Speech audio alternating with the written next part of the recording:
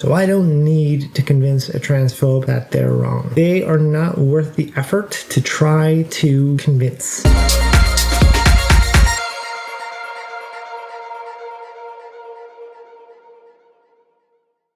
Hello all, it's Taylor. Welcome to another episode of Dwhell On It. Thanks for checking this out. If you're new here, Dwhell On It is a series where I answer your questions about my lived experience as a trans woman. And it's not exclusively that either. Take any questions you want and throw them my way and I will put them in a grab bag, draw the questions out randomly, and use them to answer in questions in future episodes. So please don't hesitate to take a moment to either throw some questions of your own in the comments or send by DM or however it may be on whatever social media platform it is that you're checking this out on. Please don't hesitate to subscribe and also don't hesitate to send a like. Liking ends up giving the algorithms a little bit of a nudge just to show that the content is recommended for other people who have similar interests. And that said, share. Right? Absolutely, please hit share. If you share this message, that's going to expand the reach of who I'm able to go ahead and get this message to, and I need your help a ton for that. So every time you get into a new episode, please don't hesitate to put it onto your socials and just help broadcast the message. I know we're coming out of the gate hard with a whole bunch of to-dos, but please, as I mentioned, comment or DM questions that you would like to have for a future episode. Please make sure to subscribe if you have not subscribed to the channel yet. Please like. Absolutely, please share it too. What I also like to do with this channel now going forward as well is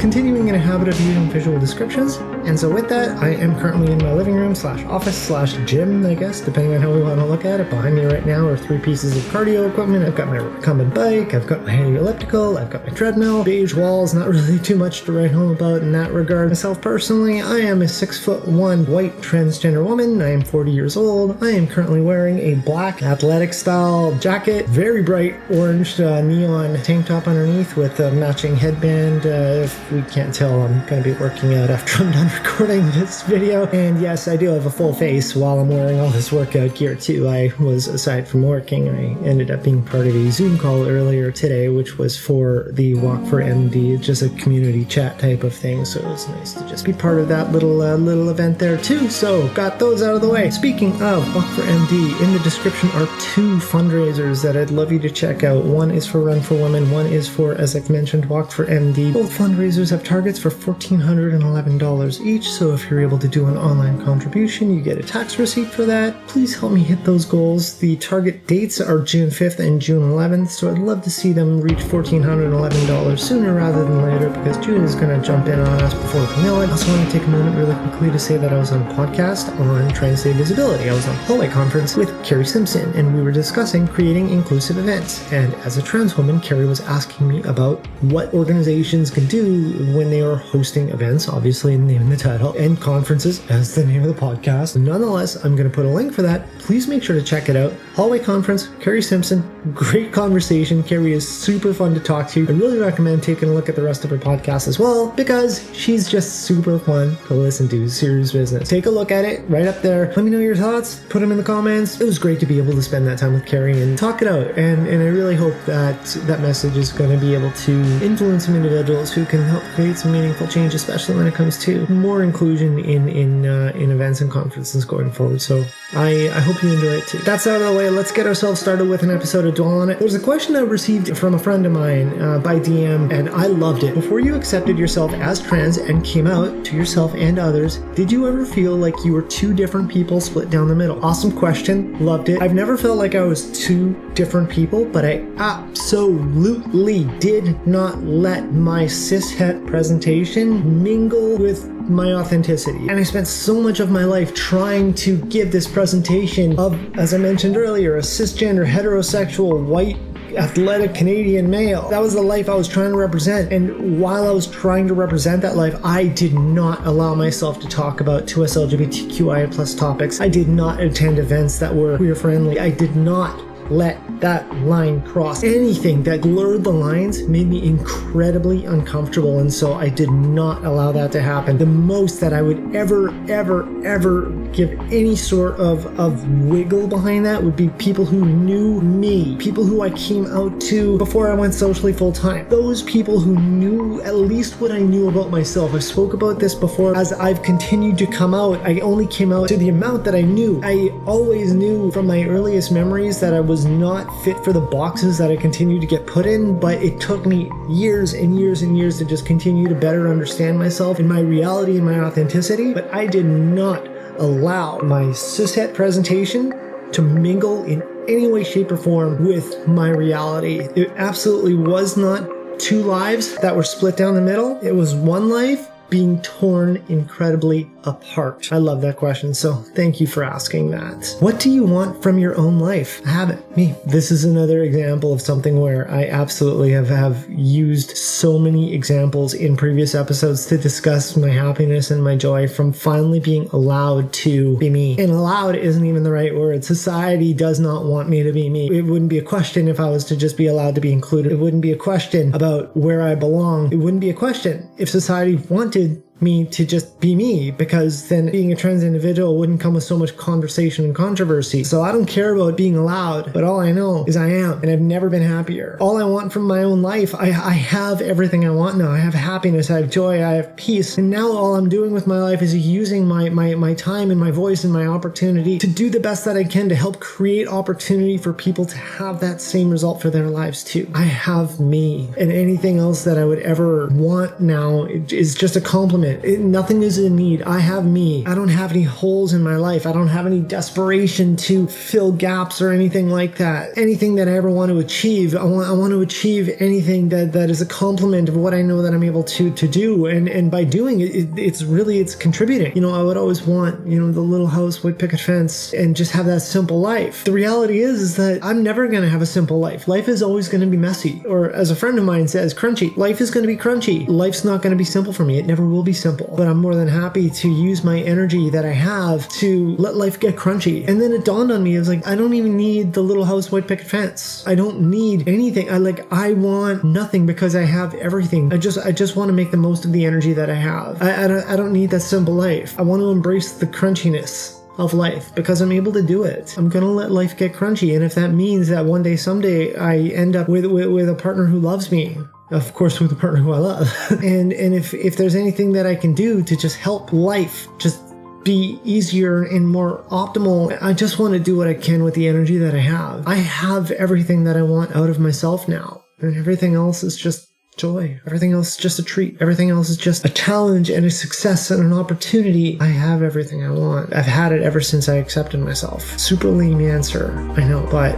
I couldn't be happier. What do you do when you need to convince a transphobe that they're wrong? Absolutely nothing, because I do not need to convince a transphobe that they're wrong, because a person who has made up their mind is not going to have their mind changed. So I don't need to convince a transphobe that they're wrong. They are not worth the effort to try to convince. I'm going to use this as a great opportunity to really suggest everyone to check this out. I'm going to put a link to a playlist called the Alt-Right Playbook. It explains everything you need to know when it comes to dealing with conversations and pretty much the battle plan, the playbook of individuals such as transphobes. They are not worth the energy to convince. The reality is of what you need to do if you're going to get into a conversation with a transphobe is not talk to the transphobe, is you talk to your audience who's watching you talk to the transphobe, because those people are going to be watching the conversation between the two, and they're the impressionable ones. You want to speak to your audience. The only people that I ever put any energy into convincing at all at any point ever are organizations who have an opportunity to create change, to create systemic change. And I don't even try to convince them on a heart-to-heart sort of level. I point it out with consequence. Here's the deal. Your organization advocates that it supports the 2S LGBTQIA plus community, advocates that it supports trans individuals, advocates that it's all about DEI, advocate. And then you tell them that your business model says this is your plan. You are not doing this. Would you like me to reach out to the media about how you're harmful to the community? Would you like me to go ahead and escalate this to an organization above you who is actually responsible for you? Systemic change is what I work on. I don't bother getting into conversations with transphobes because they're just not worth the time. Let's put it this way. I'm going to put a link to my Trans Day of Visibility video. Take a look in there, see what Gail has to say, and see how my response to Gail is. Hey Gail, you're being fascist and you probably should stop being a fascist. Backed it up with stuff that Gail can look into to understand Gail's stance better, and that's it. I barely invest any energy into it. What do you think people who want to date you need to know? Oh boy, where do I start? I am not your fetish. I'm not interested in getting objectified. I'm still into women. Your slack-jawed, half-sentence, hey, what's up, DM is not gonna get attention. Not really a person who small talks. Again, I'm an INFJ personality type, so if you really want to spend time to, get me to open up, you kind of have to get to know me, kind of talk about the secrets of the universe type of thing. Last week, April 6th, was International Asexuality Day, and I've mentioned many times in this series how I am demisexual. And for those who don't understand, demisexual is a person who doesn't have any sexual attraction without emotional engagement. And what that kind of means is, if I don't love you, you're not turning me on. It makes it difficult when it comes to dating, right? Because I am in a completely different space than many other people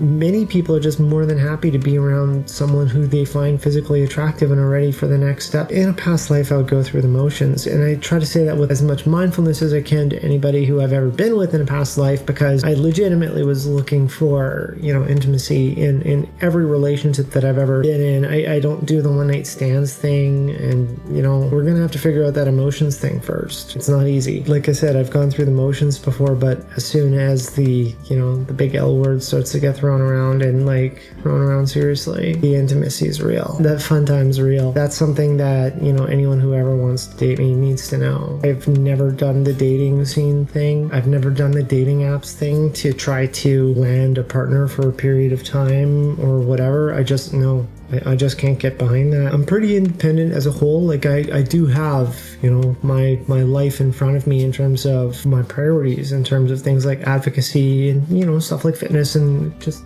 whatever else too. I'm not expecting to completely disrupt where my future looks like it's destined, but that doesn't mean that it's completely off the table to incorporate another life with mine. Or I've acknowledged before that, I'm almost 41, so any partner likely is going to have kids, and so if that means that incorporating their lives into mine, I'm more than willing to do that. But I still want to maintain my independence and all the same that I would want her to maintain hers too. Any type of relationship I've ever had before, if by dating that I was still only she was the only person who my eyes were on, and I would be spending time with her. We would go on dates, for example, but I wouldn't be seeing her and then other people at the same time, just figure out who I enjoyed. It was someone who I found to have value in my life, and then I would just hope that something would come of it, and that's not changing anytime soon. I think the people who want to date me need to know that if I'm into you, it's because you've already passed all those checks, and I'm ready to actually let you get to that emotional part, right? And I don't just let everyone have access to the heart. Relationships are difficult as a demisexual. I can tell you that much. Relationships are difficult as a trans woman. I don't really know how to answer that question otherwise. I really don't know. That's a great question because it kind of stumps me. It's funny, I keep spinning on top of this question, trying to think of there has to be a happy ending to it, I guess. What do you think people who want to date you need to know? I don't know. I probably don't want to date you back. I don't know. Without emotion, I just don't care. I get satisfaction from creating change. I get satisfaction from advocacy. I get happiness by feeling like I'm using my voice. But that also doesn't mean that I don't want to spend time with somebody who I love. Basic things, right? Grocery shopping, watch something on TV, go out, just play games or ice cream, whatever, right? Doesn't mean I don't want to do those sorts of things, but yeah, I don't know how to answer that question because there's no just do this and you'll get my attention sort of thing. It's not how it works, not for me. Not at all. Solid question. I really like that. It's gonna make me think a lot now. Thanks. This was a fun series. I'm going to wrap up those. So if you have not checked it out yet, please go into the description. There are 2 fundraisers in there. Make sure to take a moment to check them both out. One is for Run for Women. One is for Walk for Muscular Dystrophy. One is for supporting women's mental health and women's wellness programs. One is for supporting Canadians who require assistance and support, and their families, of course, too, for over 160 neuromuscular disorders. $1,411 is the target for each. So please jump in the description, put a donation down, get a tax receipt.